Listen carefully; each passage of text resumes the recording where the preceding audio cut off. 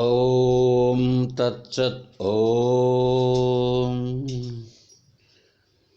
ఓం నమో బ్రహ్మాదిభ్యో బ్రహ్మ విద్యా సంప్రదాయకర్తృభ్యో వంశ ఋషిభ్యో మహద్భ్యో నమో గురుభ్యః.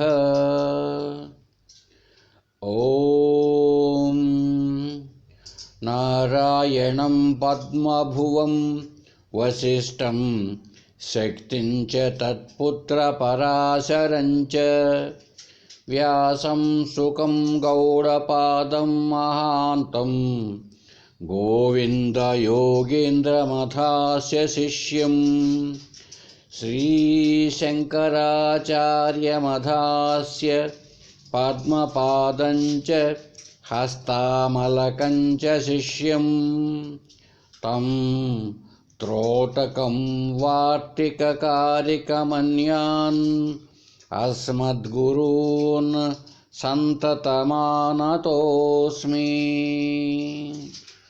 హరి ఓం తత్సత్. మనం సదాముక్తి సుధార్ణవంలో ప్రశ్నోత్తర తరంగం అనబడేటువంటి 5వ తరంగంలో చర్చిస్తూ ఉన్నాం. ప్రశ్నోత్తరాలు 37వ శ్లోకం 38వది. 37లో ప్రశ్న ఉన్నది, 38 సమాధానం. ఆత్మశక్త్యా జాయమానా ధ్వంస్యమానా ముదేషు చే ఆత్మానం విషయీకుర్వంతి అసంగం కిం జగద్గతాః వై జభాసా స్ఫుటత్తాంతకమలేంది వరద్వయాత్ పాత్రీ భవతి కిం భానుమండలం హర్షశోకయోః. మొట్టమొదటిది ప్రశ్న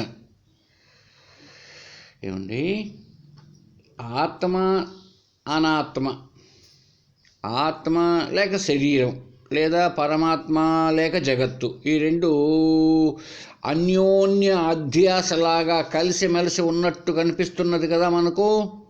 అవును, ఇప్పుడు అసలైన నేను, నకిలీ నేను రెండు కలిసిపోయినట్టుగా ఉన్నాయి. బంగారు నగ కలిసిపోయినట్టుగా ఉన్నాయి, రెండు వేరువేరుగా ఏం లేవు. నగే బంగారు, బంగారే నగ అయినా రెండుగా ఉన్నాయి. మట్టి కుండ, మట్టి ఒకటి కుండ ఒకటి రెండుగా ఉన్నట్టుంది. ఇలా ఉన్నప్పుడు ఆత్మ అనాత్మతో కలిసి ఉంది కదండి. ఇలా ఉంటే ఈ ఆత్మశక్తి వల్ల జన్మము, నాశనము, ఈ జగత్తునందు సమస్త వస్తువులకు కలిగేటువంటి ఆనందము, దుఃఖము ఇవంతా కూడా ఆత్మకు కూడా కలుగుతున్నాయి కదా. ఇప్పుడు కలిసిపోయి ఉన్నప్పుడు ఒకదాని లక్షణం ఇంకొక దానిపైన పడుతున్నాయి కదా. కాబట్టి ఆత్మ ఏమంటారు మీరు, అది అసంగము, దేనితోనూ అంటబడదు అంటున్నారు. మరి అది ఎలా కుదురుతుందండి? రెండు ఒకే మాదిరిగా ఒకే దాంట్లో కలిసి ఉన్నప్పుడు ఆత్మకు అసంగత్వ ధర్మం ఎలా వచ్చింది? దానికి సంగత్వ ధర్మమే ఉండాలి కదా. ఆత్మ అసంగత్వానికి హాని కలగకుండా ఉంటుందా? మీరన్నట్టు రెండు వేరువేరుగా ఉంటే, జగత్తు వేరే ఈశ్వరుడు వేరుగా ఉంటే అప్పుడు లేకుండా ఒకటేగా ఉన్నాయి. ఈశ్వరుడే జగత్తుగా ఉన్నది కాబట్టి జగత్తులో ఉన్నటువంటి ఈ జగత్తు సృష్టించబడడం, నశించడం, మార్పులు చెందడం ఈ లక్షణాలన్నీ ఉన్నాయి కదా. ఇవన్నీ పరమాత్మకు అంటుకోవా అన్న ప్రశ్న వేశాడండి. ఇది సత్యంగానే కనపడుతూ ఉంటుంది మనకు కూడా. అందువల్లనే కదా మనం ఆరోపిస్తున్నాం. శరీరం పుడుతూ ఉంటే, పెరుగుతూ ఉంటే, నశిస్తూ ఉంటే నేను పుట్టాను, నేను పెరిగాను, నేను చనిపోయాను అంటున్నాడు ప్రతి ఒక్కడు కూడా. అంటే ఇదే అన్యోన్య అధ్యాస జరుగుతూ ఉంది అనుకుంటూ ఉన్నాం కదా. మరి ఆ మేరకు తీసుకున్నప్పుడు ఈ శరీరానికి జరిగే మార్పులన్నిటి యొక్క ప్రభావము ఆత్మ పైన పడవాలి కదా అని ప్రశ్న వేశాడండి. దానికి సమాధానంగా చెప్పాడు గురువుగారు. నహ లేదు బాబు, అలా కుదరదు. అసంగది ఆత్మ అనేటువంటిది అసంగం. ఆ అసంగత్వమైనటువంటి ఆత్మకు ఈ ఆరోపించబడి దాని యొక్క దేన్నైతే మనం ఆరోపిస్తున్నామో, అధ్యాస పడుతున్నామో, భ్రాంతి పడుతున్నామో, దాని యొక్క హాని కానీ దోషం కానీ ఇవంతా కూడా ఆత్మకు అంటుకొనవు, లేనే లేవు. ఆత్మకు హర్షశోకములు కొంచెం కూడా లేవు. ఈ విషయం చెప్పాడండి. శరీరానికైతే ఆ మార్పులన్నీ ఉంటాయి, కానీ ఆత్మ పట్ల ఉండవు, మార్పులు ఉండవు. ఏమండి చెప్పు, దానికి ఒక మంచి ఉదాహరణ ఇచ్చాడు. కిం భానుమండలం హర్షశోక. ఇప్పుడు ఒక తామర పుష్పం ఉందండి కొలనులో, అది సూర్యుని ఉదయిస్తూనే, సూర్యకాంతి వస్తూనే అది వికసిస్తున్నది బాగా హాయిగా. అది వికసించడం వల్ల ఆ సూర్యునికి ఏమన్నా అంటుకున్నదా? లాభమా, ఆనందమా, సంతోషమా? ఆహా, లేదు. అలాగే రాత్రి పూట ఉందనుకోండి, ఈ కలువ చంద్రుడు వస్తూనే వికసిస్తున్నాయి, సూర్యుడు వస్తూనే ముడిసిపోతున్నాయి. మరి దానివల్ల ఏమైనా ఆ సూర్యునికి, ఆ కలువల వల్ల నష్టమో హాని ఏమన్నా ఉంటున్నాయా? ఉండవు. అలాగే ఈ ఆత్మకు అంతఃకరణ దోషాలు కానీ, ఈ సంతోషాది భావాలు కానీ ఉండవు అని ఒక దృష్టాంతం ఇచ్చాడు. ఇక్కడ మనం కూడా అర్థం చేసుకోవచ్చు. మన లౌకికంలో చూస్తే కూడా అలాగే ఉంది. ఇప్పుడు నేను చొక్కా వేసుకొని ఉన్నానండి. చొక్కా వేసుకొని జిల్లా పరిషత్తుకు పోతూ ఉన్నా. ఒకప్పుడు ఉదయం పూట 9 గంటలకు కడప జిల్లా పరిషత్ పోతూ ఉంటే రోడ్డు పక్కన పోతున్నా.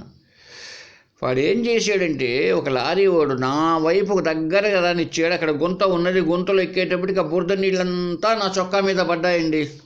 మొత్తం ఆ తెల్ల చొక్కా అది పడింది. ఇప్పుడు ఎలా వెళ్ళాలి ఎక్కడికైనా? అందరూ నా వైపే చూస్తూ ఉంటారు.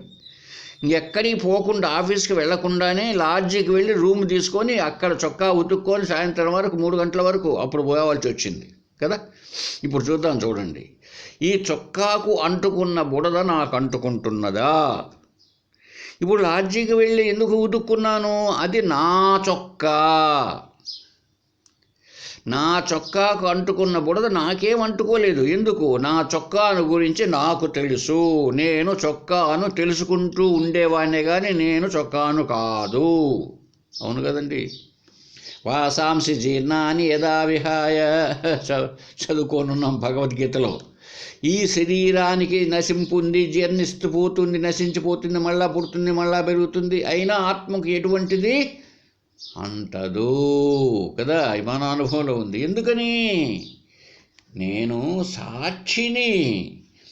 ఈ అంతఃకరణము, ఈ ఇంద్రియాలు, ఈ ప్రాణాదులు, ఈ స్థూల శరీర, సూక్ష్మ కారణ శరీరాలు, ఈ పంచకోశాలు అన్నింటినీ తెలుసుకునే స్వరూపం నాది. ఎప్పుడు కూడా తెలుసుకునే స్వరూపానికి తెలియబడేది అంటదు, అది వేరుగా ఉంది కదా. అయితే మనకు ఎలా అనిపిస్తున్నదంటే, రెండు ఒకటిగా ఉన్నట్టుగా మనం భ్రాంతి పడుతున్నాం. త్రాడు మీద పామే కూర్చోలేదు అసలు.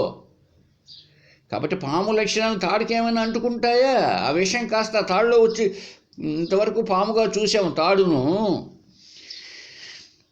పాముగా చూసాం కాబట్టి ఇప్పుడు లేటెస్ట్ చూస్తే ఆ పాము ఏమో లేదు. అయితే ఇంతవరకు కనిపించింది కనుక ఇప్పుడు ఆ పాము లక్షణాలు ఏమైనా, ఆ పాములో ఉన్న విషం ఏమైనా తాడులో ఇరక్కపోయిందేమో కాబట్టి తాడును పట్టుకోవాలంటే మనకు మహాభయమా? ఉండదు. అలాగే జ్ఞానం పొందిన వాళ్ళు ఈ శరీరం అన్నది మిథ్య కనుక సత్యమేమిటి? ఆత్మ చైతన్యం. ఇంతవరకు భ్రాంతిలో శరీరమే నేను అన్న ఎంత భావించినప్పటికీ ఈ శరీర దోషములు అంటవు, ఆత్మకు అంటనే అంటవు. ఏమండి, ఈ విషయాన్నే చూడండి. 4వ అధ్యాయం ఏంటిది యోగ వాసిష్టం కాదు, ఏదో జ్ఞాపకం రావడం లేదు నాకు ఈ గ్రంథం. సరే, ఇక్కడ అష్టావకర గీత అండి. అష్టావకర గీతలో 4వ అధ్యాయంలో చెప్తాను చూడండి. అష్టావక్రుడు జనక మహారాజు చెప్తున్నాడు, తజ్ఞస్య పుణ్య పాపాభ్యాం స్పర్శో హి అంతర్న జాయతే నహి ఆకాశస్య ధూమేన దృశ్యమానోపి సంగతి. ఆకాశంలో పెద్ద పొగ లేచిందంట. పెద్ద పొగ ఆకాశం అంతా చుట్టుకో, ఆకాశం అంటే స్పేస్, ఖాళీ జాగా, మనం చూసేటువంటి ఖాళీ జాగాలో పెద్ద పొగ పట్టింది. ఇప్పుడు ఆ పొగ ఆకాశానికి ఏమైనా సంబంధించి ఉన్నదా? సంబంధించి లేదు. అసలు పొగ వస్తే మనం ఏం చేస్తాం? ముక్కులు మూసుకుంటాం పొగని. కాబట్టి ఆకాశానికి సంబంధపడినప్పుడు ఏ విధంగా ఈ పొగ ఆకాశాన్ని కలుషితం చేస్తున్నదా? వర్షం పడినా ఆకాశం తడవదు, కత్తితో నరికిన ఆకాశం తెగదు, ఎండలో ఎండిన ఆకాశం ఎండదు. ఇదే ఆత్మకు చేయడం జరిగింది భగవద్గీతలో. ఆత్మ అనేది ఎండదు, తడవదు, ఏమి కాలదు, నరుకబడదు అని చదువుకున్నాం 2వ అధ్యాయంలో. ఎందుకని? అది సాక్షి, నిరాకార స్వరూపం కనుక. ఓ జనక మహారాజా చూడండి, అదే పద్ధతిలో ఆత్మజ్ఞానాన్ని నువ్వు పొందినట్లయితే ఈ శరీర మనోబుద్ధులతో నీవు చేసినటువంటి పుణ్య పాపాలన్నీ ఉన్నాయే, అవంతా కూడా ఆత్మకు అంటుకొనవు, సంబంధించి లేవు. ఆత్మకు సంబంధించినవి అవి కాదు. అసలు నేను లేదా నీవు అనబడేది ఉన్నది ఆత్మ, అది కర్త కాదు. అన్ని కర్మలు చేసేది ఏంటి? ఈ శరీర మనోబుద్ధులే. ఏదైతే చేస్తుందో దానికి కర్మ అంటుకుంటుంది, ఆ కర్మ ఫలితాలు. అంతేగాని సాక్షి అయి నిరాకారమై సర్వత్రా వ్యాపించి ఉన్న బ్రహ్మ చైతన్యము లేదా ఆత్మ చైతన్యానికి ఎలా అంటుకుంటుంది అనుకుంటున్నావు? అంటుకోదు. కాబట్టి నీవు ఆ భావన అర్థం చేసుకో ఒక్కసారి. నేను ఆత్మను, ఎంతకాలం నుంచో ఉన్నావు, ఇప్పుడు నువ్వు ఆత్మ గుర్తుపెట్టుకో. అదే కదా చెప్తాడు 1వ అధ్యాయంలో కూడా, దేహాభిమాన పాసేన చిరం బద్ధోసి పుత్రక బోధోహం జ్ఞాన ఖడ్గేన తన్నికృత్య సుఖీభవ. ఓ జనక మహారాజా, నువ్వు ఎట్లా ఉన్నావు? దేహాభిమాన పాసేన, దేహాభిమానం అనేటువంటి తాళతో, పాశముతో అంటే ఏమిటి? నేనే శరీరమును అన్నటువంటి భావంతో చిరం బద్ధోసి, చిరకాలం నుంచి బద్ధుడవై ఉన్నావయ్యా బాబు జనక మహారాజా. నీవు కానటువంటి శరీరంతో నేను బంధించబడి ఉన్నాను అని అనుకుంటూ ఉన్నావు. ఇప్పుడు నీకు ఇంతకాలం నేను బోధ చేస్తున్నా, నీకు అర్థమైందచ్చు ఇప్పుడు. ఏమిటని? బోధోహం, అహం బోధ. బోధ అంటే జ్ఞానం.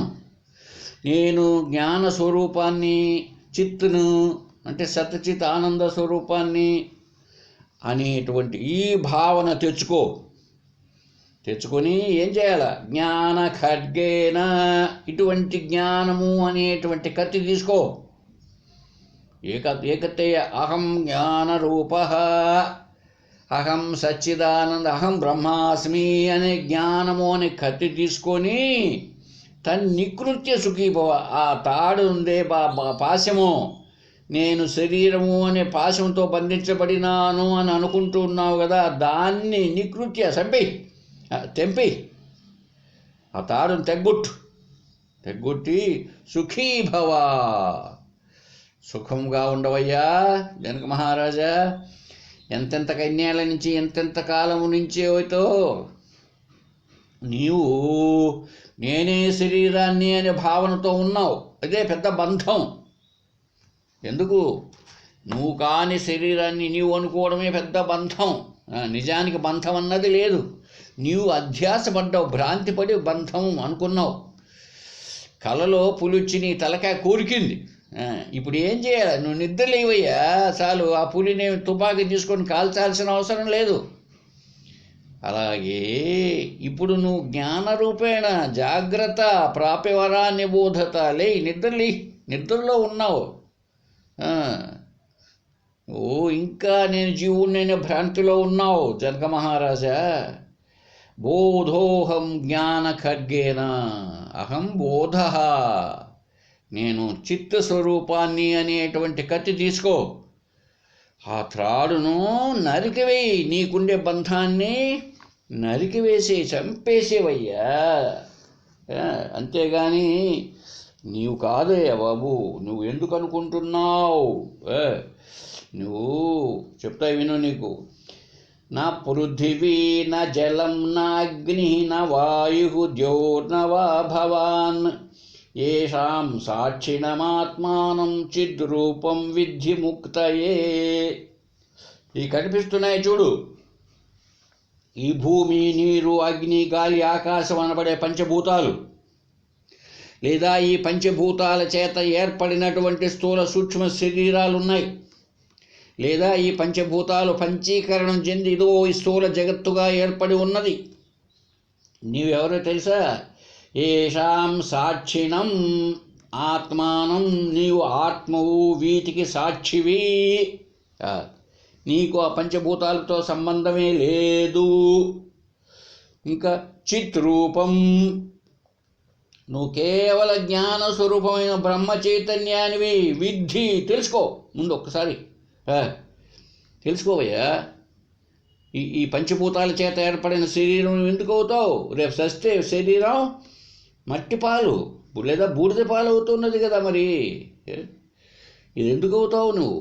ఈ పంచభూతాలతో ఏర్పడే సంబంధం ఏమిటి? నీవు సాక్షివి కనుక ఇప్పుడు నువ్వెవరు? బ్రహ్మచేత విద్ధి ముక్తయే. ఇదేనయ్యా మోక్షం. మోక్షం మోక్షం మోక్షం అంటే కైలాసానికో వైకుంఠానికో పోవడం కాదు. బంధమేమైనా సత్యమేమో ఆలోచించు. ఇప్పుడు నీవేమనుకుంటున్నావు? ఈ శరీరమే నేను అనుకుండేటప్పటికీ ఈ శరీరానికి ఉండే లక్షణాలన్నీ నీకు బంధముగా ఏర్పాటైనాయి. నీకు మోకాళ్ళు అనేటి నువ్వు కాదు, నువ్వు మోకాళ్ళు నేనే అని భావించావు. మోకాళ్ళకు నొప్పులు వస్తే మోకాళ్ళ నొప్పులు, తల నీదే అని భావించావు. తలకు నొప్పి వస్తే నీవుగా భావిస్తున్నావు. మనసుకు దుఃఖం కలిగితే నేను ఏడుస్తున్నాను అంటున్నావు. ఇవన్నీ ఆకలి దప్పికలు ప్రాణధర్మాలు.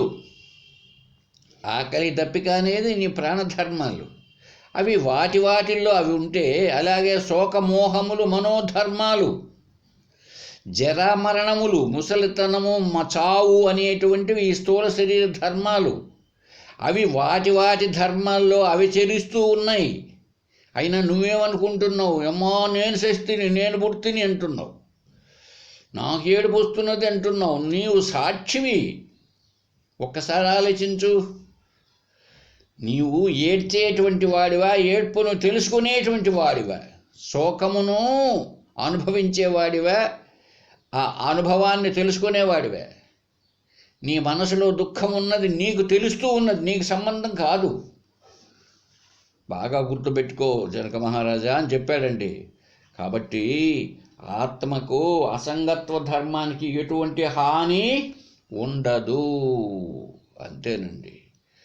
ఎందుకని ఉండదంటే అసలు ఇది అంతా కూడా ఆత్మస్వరూపమే, అంతా బ్రహ్మమయమే. కాబట్టి ఆకాశానికి అంటుకుంటుందా? ఇప్పుడు అక్కడ పొగ వచ్చేసింది, ఆకాశానికి ఏమంటుకుంటుంది? అంటుకోదు. ఇది ఇంకా అలాగే ఈ తామర పుష్పం వికసించింది, ఆకాశానికి ఆనందమా? ఎలాంటి ఆనందము లేదు.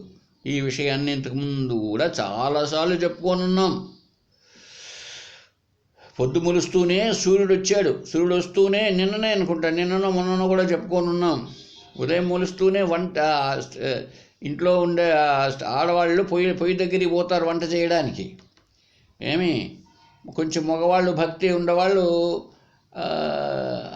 జపము, ధ్యానము, పూజ, పునస్కారము, అర్చన లాంటివి వాయి చేసుకుంటూ ఉంటారు.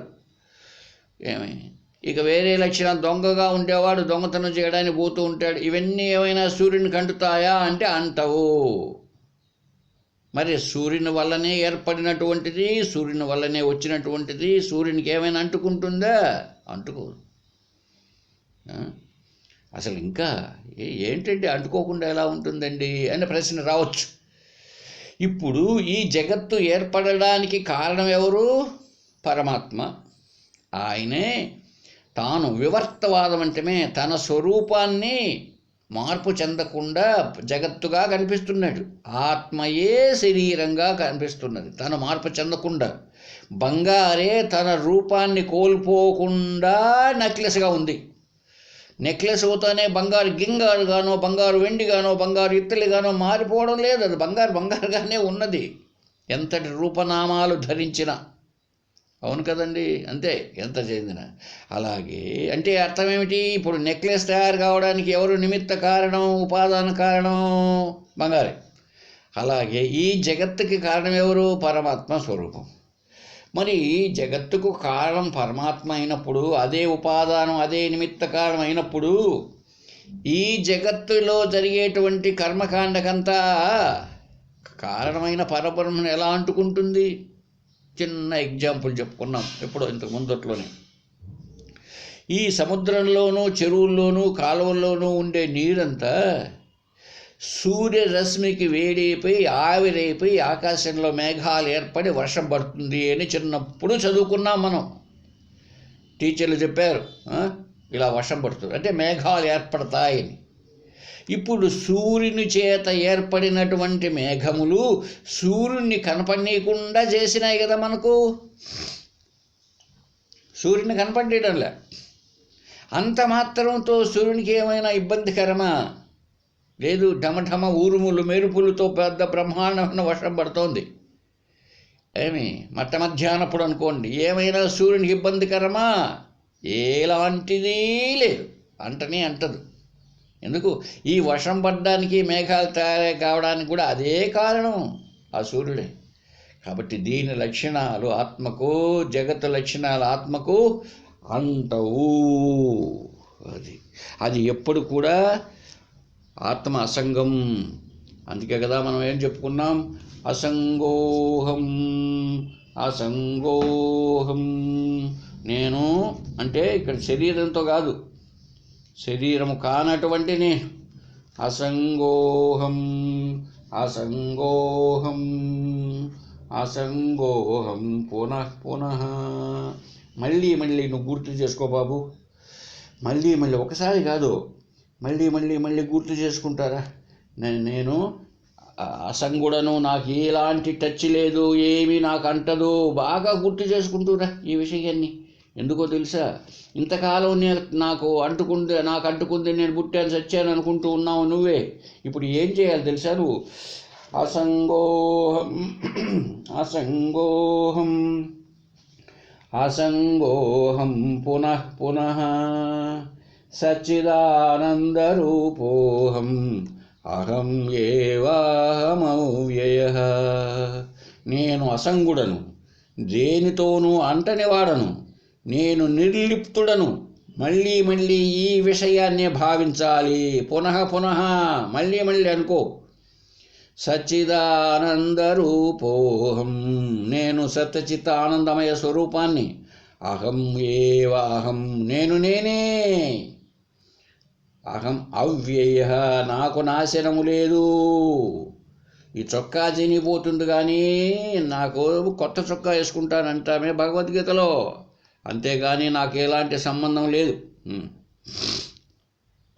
ఇది ఈ శ్లోకం చాలా గొప్ప శ్లోకాలండి ఇవి.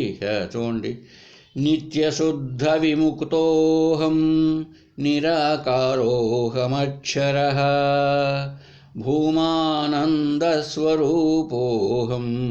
అహం ఏవాహమవ్యయః. నేను నిత్యుడను, శుద్ధుడను, ముక్తుడను, నిరాకారుడను, నాశనము లేనివాడను, సర్వవ్యాపిని, బ్రహ్మానంద స్వరూపుడను. నేను నేనే, నేను అవ్యయుడను. నిత్యోహం నిరవధ్యోహం నిరాకారోహమక్షరః పరమానందరూపోహం అహం ఏవాహమవ్యయః. నేను నిత్యుడను, దోషరహితుడను, నిరాకారుడను, అక్షరుడను, పరమానంద రూపుడను. నేను మాత్రమే ఉన్నాను, నేను అవ్యయుడను. చూశారండి, ఇటువంటి శ్లోకాలన్నీ ఆదిశంకరులు రాశారండి. ఇక్కడ చెప్పాడు చూడండి. సకృత్ శ్రవణమాత్రేణ బ్రహ్మజ్ఞానం యతో భవేత్ బ్రహ్మజ్ఞానావళీమాల సర్వేషాం ముక్తి సిద్ధయే. అది సర్వేషాం ముక్తి సిద్ధయే. అందరికీ మోక్షం కావాలా, ముక్తి అంటే జన్మరాహిత్యం కావాలా అని కోరిక ఉండేట్లయితే సకృత్ శ్రవణమాత్రేన, చక్కగా ఒక్కసారి శ్రవణం చేసినంత మాత్రముతోనే బ్రహ్మజ్ఞానం యతో భవేత్, ఈ బ్రహ్మజ్ఞానాన్ని లభింపజేసేటువంటి బ్రహ్మజ్ఞానావళి మాల అనేటువంటి ఈ మాల, ఈ శ్లోకాల నెక్లెస్ ధరించు. నీకు నిజంగానే మనందరికీ మోక్షమే కావాలి అనేట్టుగా ఉంటే శ్రవణ మాత్రము చేతనే, విన్న మాత్రము చేతనే బ్రహ్మజ్ఞానం నీకు లభ్యమవుతుందయ్యా. కాబట్టి మోక్షం కావాలంటే ఏదో చేయాల్సిన పని కాదు. ఇటువంటి శ్లోకాలను బాగా అర్థం చేసుకుంటూ భావన చేయవలసి ఉంటుంది. సరే, బాగానే ఉందండి. తర్వాత నెక్స్ట్ 39వ శ్లోకం చూద్దాం. 39, 40, 41 దీంట్లో ప్రశ్నలు సమాధానాలు. మిథ్యా జగత్ ఇతి జ్ఞాతోప్యస్య కార్యేషు వర్తతే కుతో జ్ఞానేతి శంకాయాం ఉత్తరం సంప్రదీయతే. ఐంద్రజాలిక కార్యేషు మిథ్యా దృష్టిర్భవత్యపి ప్రవృత్తాస్త్యద్వీక్షణేష్యుతః విజ్ఞామనుజాః పరం మృషాభూతే నామ్ని రూపే మృత్యుకేత్యేవ సూనృతం విజ్ఞాతాపి సోపయుక్తం ఘటం న కురుతే వద. మళ్ళీ ఇక్కడ శిష్యుడు ప్రశ్న వేశాడండి.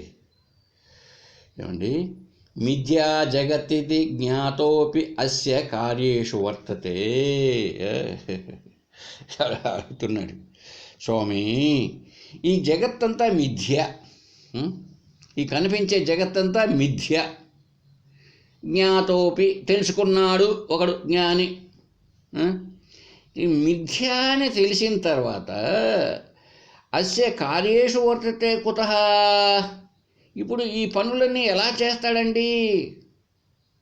సమస్త కార్యములందు ఎలా చేస్తాడు? చూశారండి, ఇది మిథ్య అని తెలిసిపోయింది, నిజంగా లేదు, ఆరోపించబడినది అని తెలిసింది. తెలిసిన తర్వాత మళ్ళీ జగత్తుతోటి వ్యవహారం ఎలా చేస్తాడండి అన్నాడు. చూడు, చాలా అద్భుతమైన ప్రశ్న.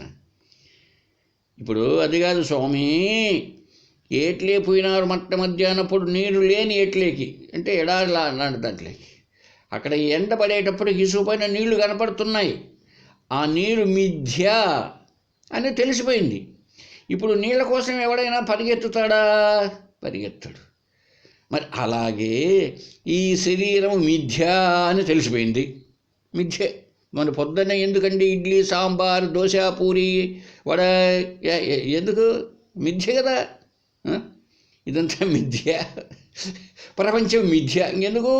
రోడ్డు ఎక్కడ, బస్సు ఎక్కడ, ఉపన్యాసాలు ఎక్కడ, నొదట పెట్టుకున్న విభూసులు నామాలు ఎక్కడ, నీ కాషాయ వస్త్రం ఎక్కడ, నాకు భార్య బిడ్డలు ఎక్కడ? చూడండి ఎంత గొప్పగా ఉన్నదో ఈ శ్లోకం. మిథ్య అని తెలిసిపోయింది. తెలిసిపోయిన తర్వాత జగత్తుతో వ్యవహారం ఎలా చేస్తాడు బాబు? తెలిసిపోయిన తర్వాత వ్యవహారం ఎలా చేస్తాడు అనేటువంటి ప్రశ్న వేస్తున్నాడండి. చాలా గొప్పగానే కనిపిస్తూ ఉన్నట్టుంటుంది. జ్ఞానం కలిగిన తర్వాత మిథ్యతో ఎలా చేస్తాడు? సరే, దీనికి మంచి ఉదాహరణ ఇచ్చాడు చూడండి. ఐంద్రజాలిక కార్యేషు మిథ్యా దృష్టిర్భవత్యపి. ఒక ఇంద్రజాలికుడు అంటే గారడీవాడండి. గాలి చేస్తున్నాడు, హిప్నాటిస్ట్ చేస్తున్నాడు. ఇప్పుడు ఆ ఇంద్రజాలం చేసేటంటే ఉత్తుత్తువే కదా, ఏం లేనేటివి కదండి అవి, లేని వాటి. అందుకే వాడు మాయలోడు, లేనిది ఉన్నట్టు చూపిస్తున్నాడు, లేనిదంతా ఉన్నట్టుగా చూపిస్తున్నాడు. ఇప్పుడు అందరం రోడ్లో నిలబడి ఏం చేస్తున్నాం, అవంతా ఏమి లేవు, వాడు చూపిస్తున్నాడు అని అందరికీ తెలుసు. అవి నిజంగా లేవు, వాడు హిప్నటైజ్ చేస్తున్నాడు అని అందరికీ తెలుసు. గాలివాడు అని కూడా తెలుసు, మాయలోడు అని తెలుసు, వాడు చేసేంత గాలి ఏం లేదు, అదంతా ఉత్తొత్తదే అని కూడా తెలుసు. అయినా అందరం ఏం చేస్తున్నామండి, రోడ్లో నిలబడి ఆనందంగా చూస్తున్నాం. అంతేకాదు, ఆ టీవీలో సీరియల్ వస్తుంది, ఏంటిది, కార్తీక దీపం. అది మిథ్య, ఎవరు లేరండి ఆ టీవీలో, ఉత్త అర్థం కనపడుతుంది. ఇప్పుడు చూస్తే వాళ్ళంతా కూడా ఎక్కడో యాక్షన్ చేశారు, అయిపోతుంది, సీరియల్ అయిపోతుందని తెలుసు, అది సీరియల్ అని తెలుసు, అది యాక్షన్ అని తెలుసు, అది టీవీలో వస్తున్నదని తెలుసు. అయినా దాంట్లో ఏదో ఒకటి మనకు దుఃఖాన్ని కలిగించే సంఘటన ఉంటే ఎందుకు ఏడుస్తున్నాం, ఆనందాన్ని కలిగించేటువంటి సన్నివేశాలు ఏవైనా ఉంటే ఎందుకు నవ్వుతున్నాం చెప్పండి. ఇప్పుడు ఆన్సర్ అందరికీ తెలుసు కదా, అది మిథ్య అని. ఏమండి, మిథ్య అని తెలుసు, మిథ్యా దృష్టి ఉంది. మరి ఈ పరిస్థితిలో మరి ఎందుకు చేస్తున్నాం? సరే, ఇక్కడ చెప్తున్నాడండి మన అది వేరే వాదన. ఈ గ్రంథంలో ఏం చెప్తున్నాడు చూడండి. మృషాభూతే నామ్ని రూపే మృత్యుకేత్యేవను అనృతం. చూడండి, కొండ ఉంది బాబు, ఆ కొండ మట్టేనని తెలుసు నీకు, నిజంగానే అది మట్టే, కొండగా తయారైందని. కొండ మిథ్య, మట్టి సత్యము. ఎందుకు? పగిలిపోతుంది, ఇది ఉన్నదంతా మట్టే, కొండంతా మట్టే అని కూడా తెలుసు నీకు. అయినా ఇప్పుడు నీళ్ళు తెచ్చుకుంటున్నావా లేదా కొండతో? మట్టితో తెచ్చుకో చూద్దాం. మట్టితో తెచ్చుకోలేవు. కొండ మట్టి అని తెలుసు, పగిలిపోతుందని తెలుసు, అయినా నీళ్లు తెచ్చుకుంటూ ఉన్నావు. అంటే ఈ నామరూపాలు అసత్యమని తెలిసినప్పటికీ ఆ కుండతో వ్యవహార రీత్యా నీళ్లు తెచ్చుకొని ఉపయోగించుకోవడం లేదా చెప్పు? అది ఏమండి. అట్లాగే విజ్ఞాతాపి స ఉపయుక్తం ఘటం న కురుతే వద. ఆ కొండని ఎట్లా అయితే తెలిసి కూడా వాడుకుంటున్నామో అదే విధముగా జగత్ మిథ్య అని తెలిసి కూడా దాని పట్ల మనకు వ్యవహార ప్రవృత్తి ఉంటున్నది.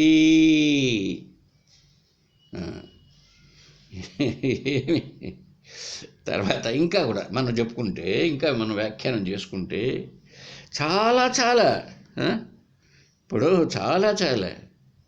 చాలా విషయాల్లో తెలిసి కూడా ఇది మిథ్య అని తెలిసి కూడా మనం వ్యవహారం చేస్తూనే ఉంటాం. ఇప్పుడు తెలిసి కూడా వ్యవహారం చేస్తూనే ఉంటాం. అది వ్యవహారిక ప్రవృత్తి. అందుకే శంకరులు ఈ సత్యాలను 3గా చెప్పాడు. పారమార్థిక సత్తా, వ్యవహారిక సత్తా, ప్రాతిభాసిక సత్తా అని 3 సత్యాలు చెప్పాడండి. వ్యవహారిక సత్య క్షణంలో ఉండి క్షణంలో పోతుంది. అది నిజంగానే ఉంది. పాము కనపడినంతసేపు పాము కరెక్టే. కళను నువ్వు చూచినంతసేపు, నిద్రలో కలగాంచినంతసేపు కళ సత్యముగానే గోచరిస్తున్నదా లేదా? ఉంటుంది కొద్దిసేపు. వ్యవహారిక సత్తా కూడా అది నిజమే, ఎప్పుడు వ్యవహరించినంత వరకు, కాకపోతే కొంచెం ఎక్కువ కాలం ఉంటున్నది. శాశ్వతంగా ఉంటున్నదా? లేదు, సత్యం కాదు కనుక నశిస్తుంది. అయినా వ్యవహారం చేస్తూనే ఉన్నాం. పారమార్థిక సత్తా అంటామే, ఇది సత్యం, ఇది ఆత్మ. ఈ 3 సత్యాలను అర్థం చేసుకోవాలి. కాబట్టి వ్యవహార ప్రవృత్తి ఉంటుంది. అంతేకాదు, ఇంకా చూడు, ఇక్కడ శాస్త్రం చాలా గొప్పగా చెప్పింది చూడండి. నేనెవరు? ఆత్మ. నేనెవరు? 3 అవస్థలకు సాక్షిని. అంటే జాగ్రత్త అవస్థకి, స్వప్నావస్థకి, సుషుప్తి అవస్థలు, 3 అవస్థలను తెలుసుకునేటువంటి సాక్షిని నేను. నాకే సంబంధము లేదు, నాకు ఏ సంబంధము లేదు. కనుక ఈ భోక్త భోజ్యముగా ఉంటే కూడా తప్పు లేదు. ఎందుకు? నువ్వు సాక్షివి. ఇప్పుడు కొంతమందికి చూడండి, నోట్లో వేళ్ళు పెట్టడం చాలా తప్పు, పెట్టకూడదు. పిల్లవాడైతే నోట్లో వేళ్ళు పెట్టి గోర్లు కొరుకుతూ ఉంటేనో మనం తీరా నోట్లో వేళ్ళు తీరా అంటూ ఉంటాం. కొంతమంది పెద్దవాళ్లే నోట్లో పెట్టి గోర్లు కొరుకుతూ ఉంటారు. మరి అది కొంతమంది అమ్మ అంటే నోట్లో వేళ్ళు పెట్టుకుంటుంటారు. అంతేకాదు, తలపైన వెంట్రుకలు లేవని తెలుసు, అంతా మొత్తం వెనకలు ఎక్కడో ఉండొచ్చు, ఒక 4 పూర్తి పట్టనెత్తండి, పూర్తి పట్టనెత్తి వెనకలు ఉంటాయి ఒక 5-6. ఇటువంటి 5-6 కత్తిరించుకోవడానికి కూడా షాపుకి వెళ్తూ మంగళ షాపుకి వెళుతూ ఉంటారు. తర్వాత అద్దంలో చూసుకుంటూ ఉంటారు, పండ్లు ఊడిపోయినా ముఖం ఎందుకని? నీ ముఖం ముసిరోడు అయిపోయినావు కదా, ఇంకా అద్దంలో చూసుకోవాలనా అంటే వ్యవహార రీత్యా అదేమి తప్పులు కాదు. కాబట్టి ఇప్పుడు ఏం చేయాలా?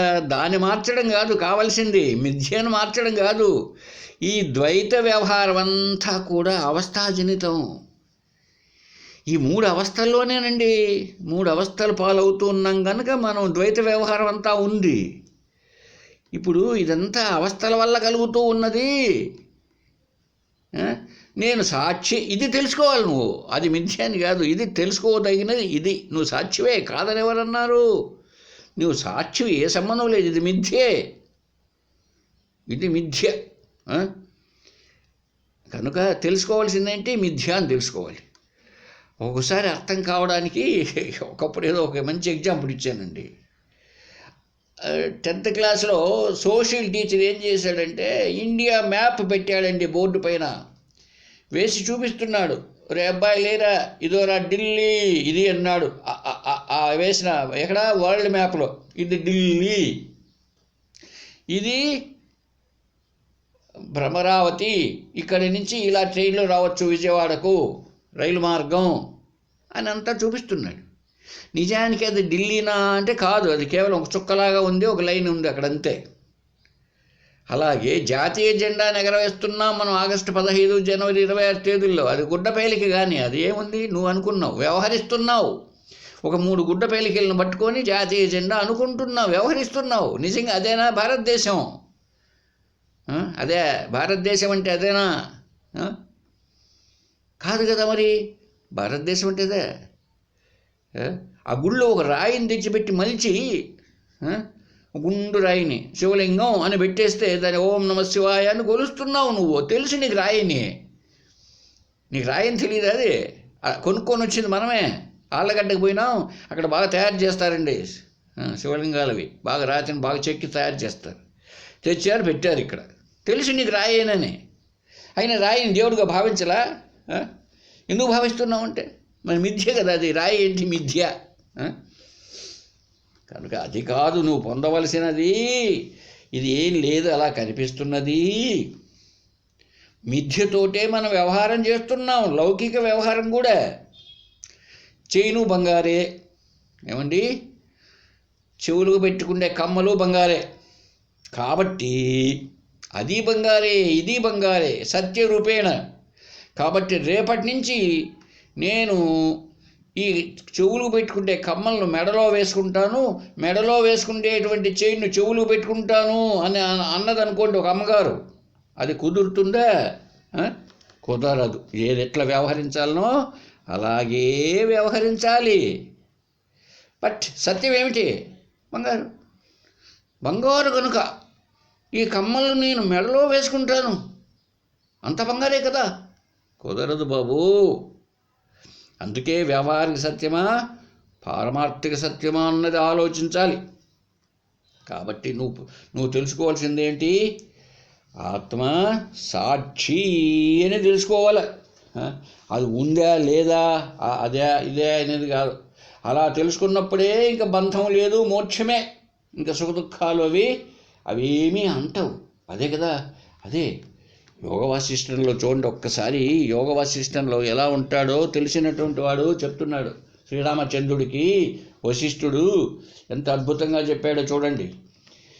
ఈ దృశాశయ సంపన్న మహాసత్వపదం గతః తిష్టతు ఉదేతు వాయాతు మృతుమేతు న తత్ స్థితం వసతు ఉత్తమభోగాద్యే స్వగృహే వా జనాకులే సర్వభోగోంగిత భోగే సుమహత్వధావనే చందన అగరు కర్పూరై వపుర్వా పరిలింపతు జ్వాలా జటల విస్తారే నిపత్యత్వథవా అనలే నాసౌ కించిన్న తత్కించిత్ కృతం తేన మహాత్మన నాసౌ కళంకమాప్నోతి హేమ పంకగతం యథా. ఇలాగ ఆత్మజ్ఞానం పొందినటువంటి వాడు జ్ఞాని, ఈ జగత్తంతా మిథ్యా, శరీరం అనేది కూడా మిథ్యా అని తెలుసుకున్నవాడు, అంటే అన్నిటికంటే ఉత్తమమైనటువంటి ఆత్మపదాన్ని పొందినవాడు. చూడండి ఏం చెప్తున్నాడు. ఏమి ఉన్నా ఏమి లేకున్నా సకల ఐశ్వర్య సంపదలన్నీ ఉన్నా, జనక మహారాజులాగా ఎన్ని ఐశ్వర్యాదులు ఉన్నా లేకుండా, బాంధవాదులు మరణించిన బంధువులు లేక జీవించి ఉన్న, ఉత్తమ భోగములచే స్వగృహమునందు నివసిస్తున్న, బ్రహ్మాండమైన 4 అంతస్తుల మేడలో ఉంటూ ఉన్న, లేక అన్ని భోగాలు వదిలిపెట్టి అడవిలో ఉంటున్నప్పటికీ చందన అగరు కర్పూరాది సుగంధ ద్రవ్యాలు ఒంటికి పూసుకున్న, లేక గొప్ప అగ్నిలో పడి కాలుతూ ఉన్న ఆ సర్వదర్శి జ్ఞాని మరణ దుఃఖాది వికారయుక్తములగు దేహము మనసు మొదలైన వాటి యందు అహంభావము లేనివాడై ఆయా కార్యములు చేయనివాడే అగును. అదండి, ఇంత పైన చెప్పినటి ఉన్నా కూడా వాడికి నేనే ఈ శరీరమును అన్న భావన లేదు. దాన్ని పోగొట్టుకున్నవాడు అన్నీ చేస్తున్నా చేయనివాడే. అదే కదా కృష్ణుడు చెప్పాడు, నా కర్తృత్వం నా కర్మాణి లోకస్య సృజతి ప్రభు. అర్జునా, నేను కర్తను కాదు, నా కర్మాని కర్మలు లేవు, ఈ లోకాన్ని సృష్టించాను. చూసారండి, ఇది భావన. తాను కర్త కాదు, కర్మలు చేయలేదు. మరి ఎవరు సృష్టించారయ్యా? నువ్వే కదా భగవంతుడు సృష్టించావు, నేను చేయలేదు అంటాడు ఆయన. చూడు, నా కర్తృత్వం నా లోకాన్ని అంతా సృష్టించిన నువ్వే కదా. కాదే, నేను ఎప్పుడు చేశానంటున్నాడు. అంటే ఏంటి? అన్నీ చేస్తున్నా చేయనివాడే.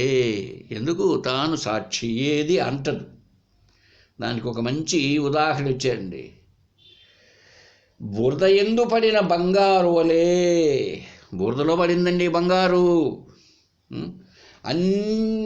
పడినప్పటికీ ఆ బురద చేత బంగారు అంటకపోయినదా? ఆ బురద చేత ఆ బంగారు అంటుకుపోలే.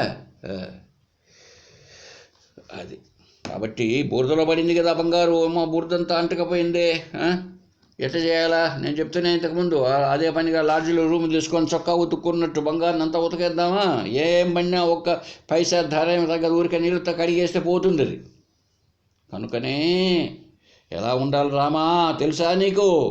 యద్ కరోతి యదస్నాసి యద్దదాతి జుహోతివ నా తద్జ్ఞస్య నా తత్రజ్ఞ మా కరోతు కరోతువ.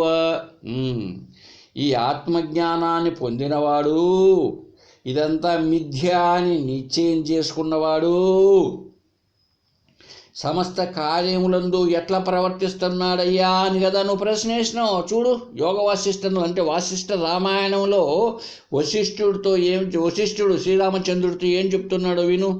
యత్ కరోతి, ఏమేమి చేసినా, యదస్నాసి, ఏదేది తిన్నా, యద్దదాతి, ఏమేమి ఎవరికైనా ఇచ్చినా, జుహోతివా, ఏదేది యజ్ఞము హోమము చేసినా, నా తత్జ్ఞస్య, అతనికి ఏమి సంబంధం లేదు. అది ఏమేమి చేసినా అతనికి ఎలాంటి సంబంధము లేదు. అది అంటే వాటి యందు అతడిగా స్థితి కలిగి ఉండడు. అది వాటి యందు ఇది నిజముగా చేస్తున్నాను, ఇది నిజముగా ఉన్నది, సత్యం ఇది అనేటువంటి భావన ఉండదు.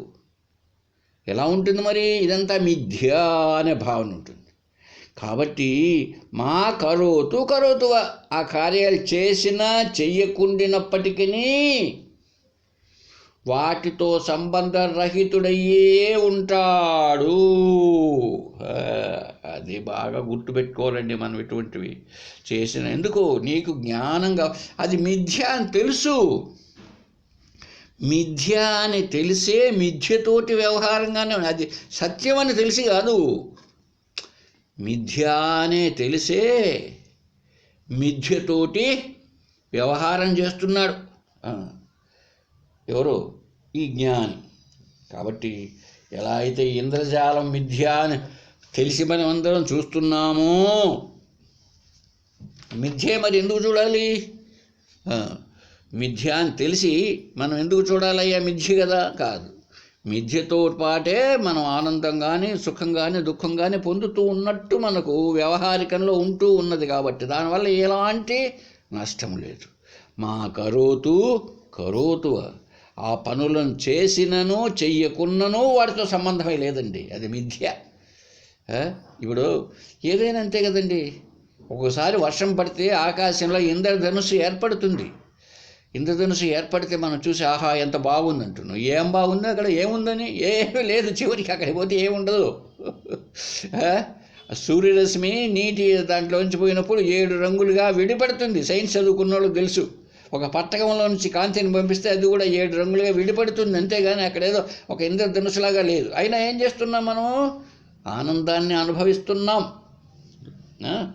అది లేనిదైనప్పటికీ కూడా దాంట్లో ఆనందాన్ని పొందుతున్నాం. మిథ్య అని తెలుసు, ఇదంతా మిథ్యే. అది అజ్ఞానికైతే ఇది సత్యం అనుకుంటాడు వాడు. అది తేడా ఏంటి జ్ఞానికి అజ్ఞానికి అంటే, ఇది సత్యము, ఈ కనిపించే ప్రపంచము సత్యము, ఈ కనిపించే శరీరము సత్యము. వాడు ఎంత ఇది సత్యం అనుకున్నా కాదండి, మారిపోతుంది. ఇది మారిపోతూ ఉంటుంది. ఈ శరీరం ఒకప్పుడు లేకుండానే పోతుంది. అదే ఇది మరీ విచిత్రం. అదే చెప్తాడు. యక్ష ప్రశ్నలని భారతంలో వస్తుందండి. యక్ష ప్రశ్నలని దాంట్లో యముడు అడుగుతాడు ధర్మరాజుని ప్రశ్న.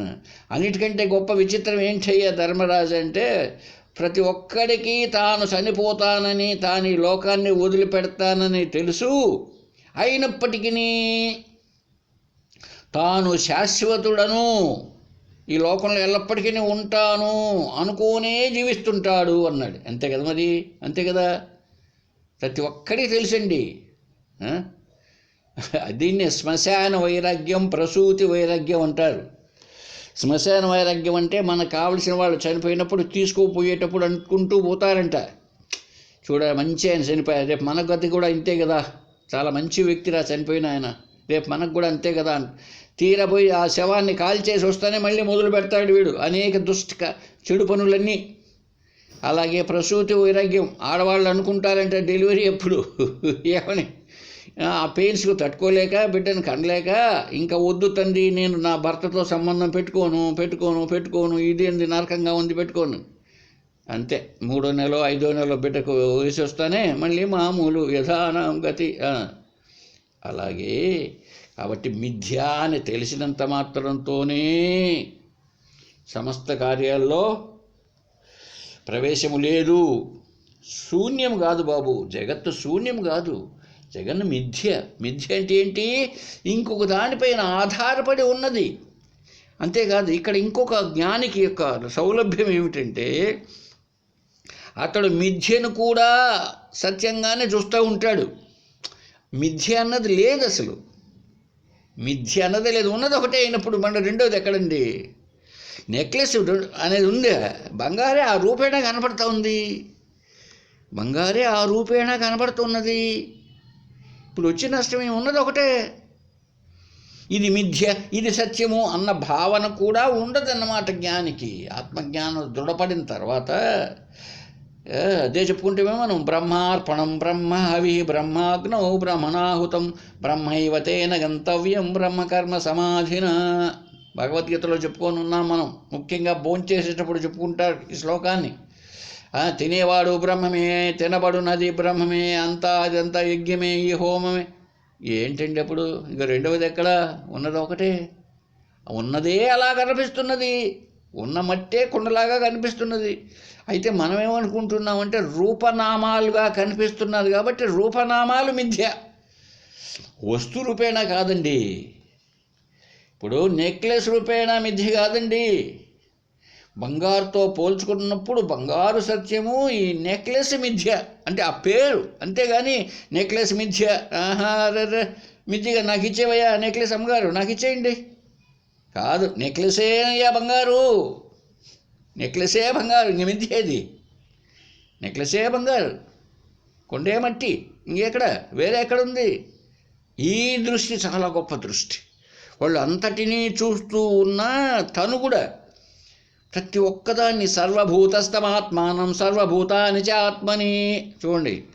ఈచ్ఛతే యోగయుక్తాత్మ, భగవద్గీతలో అద్భుతంగా ఉన్నాయండి ఇట్లాంటి శ్లోకాలు. అన్ని భూతములు పరమాత్మయే, అంతా పరమాత్మయే. అయితే నామరూపాలతో ఉండేటప్పటికీ అది నామరూపాలను మనం ఎక్కడ సత్యం అనుకుంటామో మన దృష్టికి వచ్చి ఈ నామరూపాలయ్యా మిథ్య అన్నదే. అంతేగాని నామరూపాలతో మళ్ళా ఉంది, నామరూపాలు లేనిది ఒకటి ఉంది, అలా కాదు. ఏదైతే ఉన్నదో అదే నామరూపాలుగా కనిపించేటప్పటికి మనకు మిథ్యగా అనుకుంటున్నామండి. సరే, నెక్స్ట్ క్లాస్లో చూద్దాం. ఓం పూర్ణమదః పూర్ణమిదం పూర్ణాత్ పూర్ణముదచ్యతే పూర్ణస్య పూర్ణమాదాయ పూర్ణమేవావశిష్యతే. ఓం శాంతి శాంతి శాంతి. ఓం సర్వేషాం స్వస్తిర్భవతు. ఓం సర్వేషాం శాంతిర్భవతు. ఓం సర్వేషాం పూర్ణం భవతు. ఓం సర్వేషాం మంగళం భవతు. ఓం శాంతి శాంతి శాంతి. ఓం మంగళం గురుదేవాయ మహనీయ గుణాత్మనే సర్వలోకశరణ్యాయ సాధురూపాయ మంగళం. హరి ఓం తత్సత్.